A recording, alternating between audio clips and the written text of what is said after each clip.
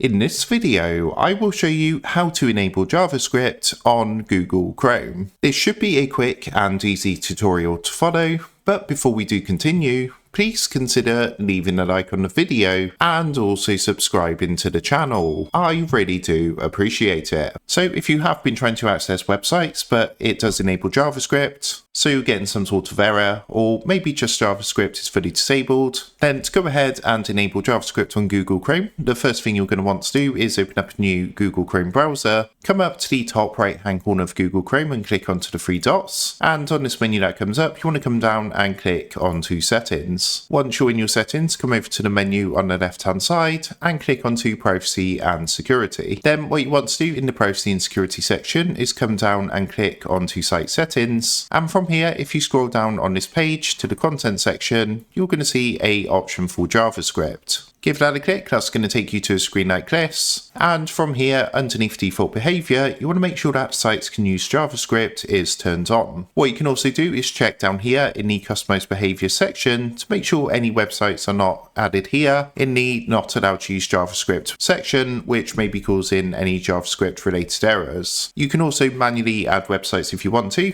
the allowed to use JavaScript section down here by clicking onto add and then entering the name of the website that you want to add into this exception here. For example, youtube.com, we can enter the website into here and then click onto add. So that's how to enable JavaScript on Google Chrome. With that being said, I hope this quick tutorial did help you out today. And if this did help you out, I would really appreciate it if you was to consider dropping down below the video, leaving a like, and also subscribing to the channel. With that being said, I just want to take a minute to thank you guys for watching this quick tutorial, and I will see you in the next video.